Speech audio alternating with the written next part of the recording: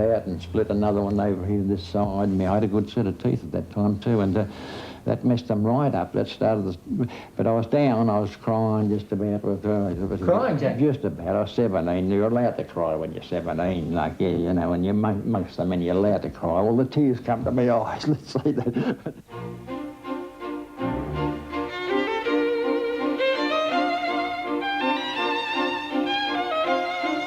Whether tears did rush to Jack Dyer's eyes, no dinkum footy fan would believe it, nor want to believe it.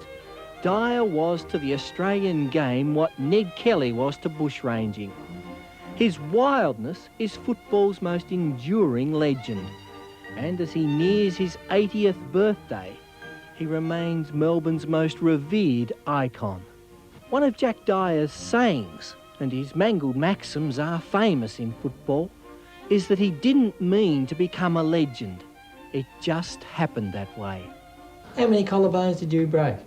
No, well, they were all weak ones. They must have been. And in the Gospel according to Jack, he didn't actually mean to hit any of them. Now, the next pronouncement will rock the foundations of football's folklore. But Jack says his damaged knees, which he held together with bandages and pennies, rendered him unable to avoid his many victims.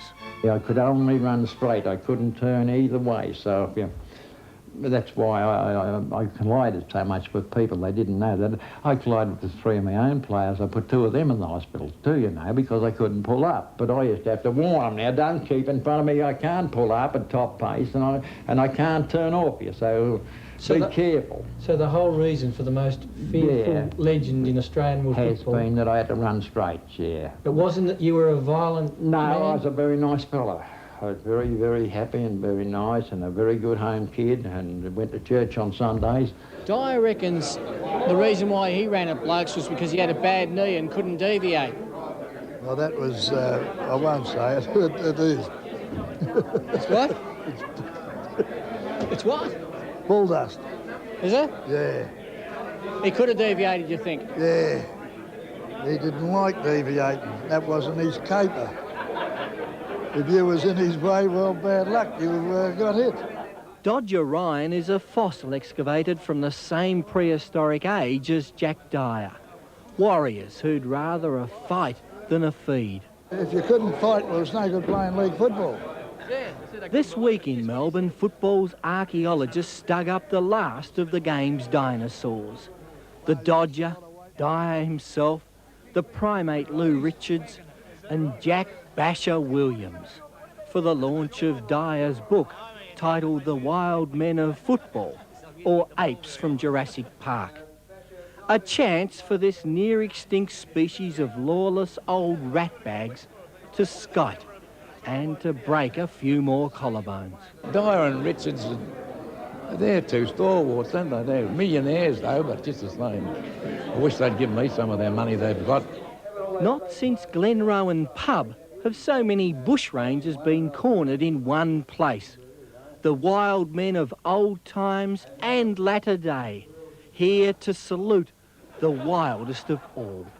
It was 62 years that I first had my first game of league football on that little turf out there. The larrikins were all there. Mad Malcolm, Lethal Lee, the Kid, Old Hungry, and Teddy, of course, Gabbo of Gabbo's Run, and Crackers, he who drinks lolly water. A sort of who's who of lunatics to warm an old madman's heart. What I miss too in football is after the match, the team should go into one another's rooms, have a drink, no arguments, and just say, next time I meet you, I'll kick your bloody head off. Now, that is what I call football. The wild men are going out of football now at the moment. There's nobody around now. There's no Captain Blood. There's nobody knocks anybody over now or runs through them and shoulder. And Brereton's the only one that does it. All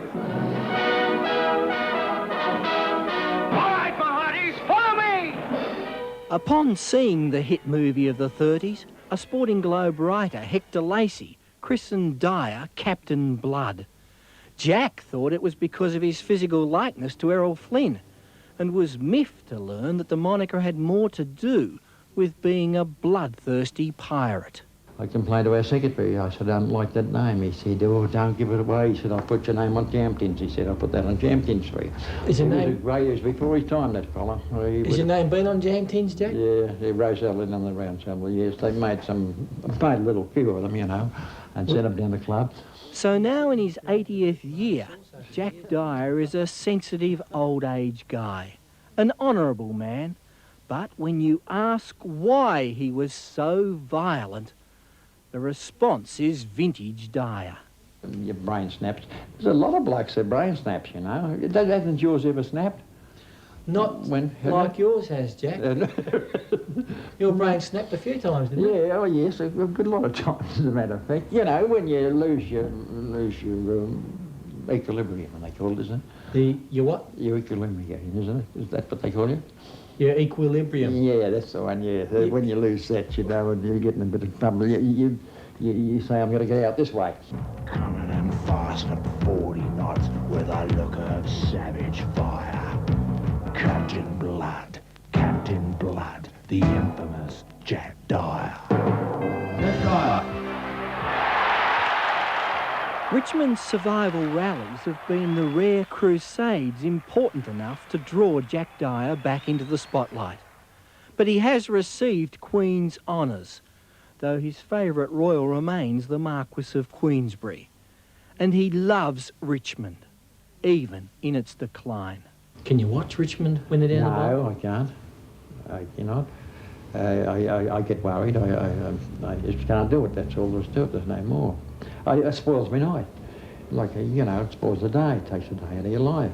If they get beaten? I don't even read the paper. That's how bad I am. 4 and 25 and Cornish passes the rich golden pastry. Hoy! Hoy! Don't forget 'em, 4 and 20. Hoy! Hoy! How a lovely pie! Whether he was doing pie ads or as coach here at Richmond, where he once told his players to pair off into threes, Jack Dyer rewrote the language. And as a radio commentator, he was unique, once describing the octopus-like arms of Carlton ruckman Justin Madden as like two giant testicles. And though he gave up the radio 4 years ago, Jack's rambling commentaries are part of football folklore. And this year they've been immortalised in a television commercial for the company Sports Co. And the offcuts of that ad, the parts that don't even go to air, are a show in themselves. Yes, most of my stories are about violence, you know, and... And action. Well, I had a milk shop once, and I was serving behind the counter. I said, if you don't mind, umpire, please, and it became a saying right throughout the football world. If you don't mind, umpire, please. And it was one of those things, and it appeared a minute ago. One day I got stuttering with that one, and I went backwards, forwards, and upways, and crossways, and I finished up getting a bit of it out, and I finished and the fellow on the way with me, he said, I'll wait for you, Jack, keep going. Cut. Not bad for an old-timer whose media stardom began on cigarette cards. But there is one aspect of contemporary football that he can't come to grips with. Indeed, the mere mention of trial by video is fighting words to Captain Blood. With video, some players have got to lose their temper, like it's a contact game. Let's get on with it, but if it's not a contact game, well, just don't let them bump one another. That's all there is to it. But at the present time, it's going to be a contact game. You're going to have video catching you all the time because you're not going to be a perfect bump all the time. It's got to be one that's a little bit screwy now and again. You don't like the trial by video then? I reckon it's a bit of Russia they brought over here and it stopped here. Yeah, the whispering death, they call it now.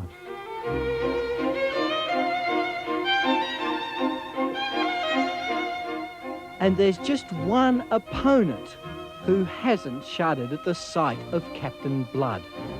One foe who even Jack Dyer couldn't stop and can't slow down. The passage of time. The terrible thing, time, isn't it?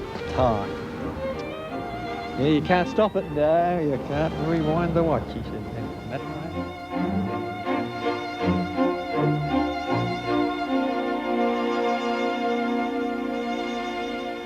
Jack Dyer, yes, you never see their like again. So it is the man and the year. McDonald's presents The Man